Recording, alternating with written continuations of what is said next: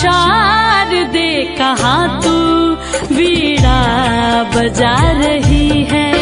माँ शारदे कहाँ तू वीणा बजा रही है।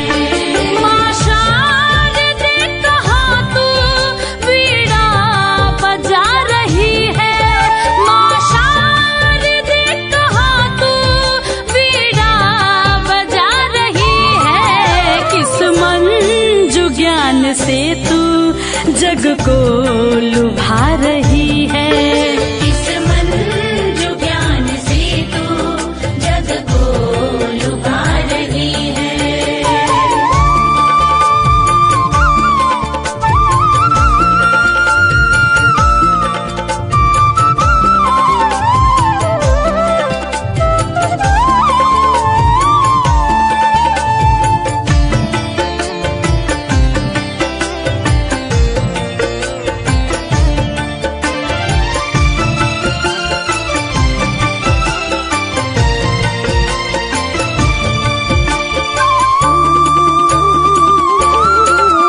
किस भाव में भवानी तू मग्न हो रही है।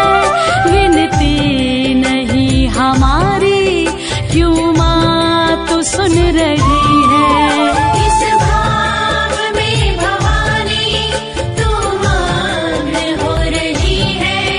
विनती नहीं हमारी क्यों माँ तू सुन रही है। हम दीन बाल कब से विनती सुना रहे हैं। हम दीन बाल कब से विनती सुना रहे हैं। चरणों में तेरी माता हम सर झुका रहे हैं। हम सर झुका रहे हैं। माँ शारदे कहाँ तू वीणा बजा रही है। ओ किस मंजू ज्ञान से तू जग को लुभा रही है।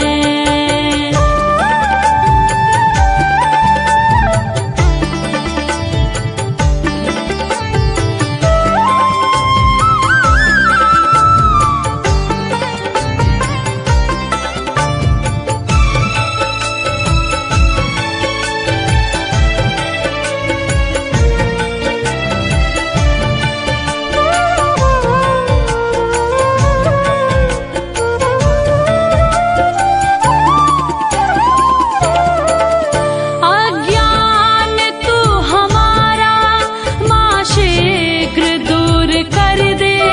द्रुत ज्ञान शुभ्र हम में माँ शारदे तू भर दे।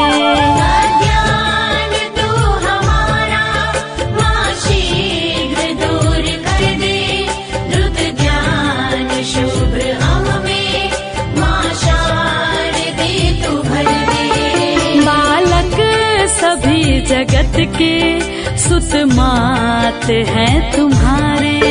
बालक सभी जगत के सुत मात हैं तुम्हारे। प्राणों से प्रिय है हम तेरे पुत्र सब दुलारे। तेरे पुत्र सब दुलारे। माँ शारदे कहाँ तू वीणा बजा रही है। ओ किस मंजू ज्ञान से तू जग को लुभा रही है।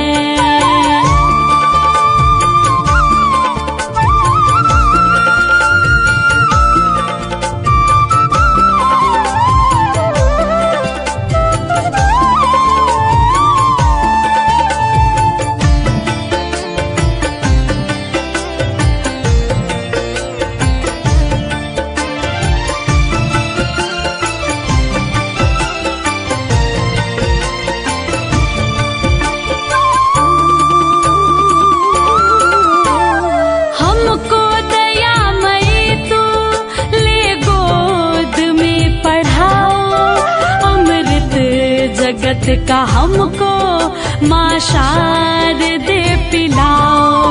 हमको दयामयी तू ले गोद में पढ़ाओ।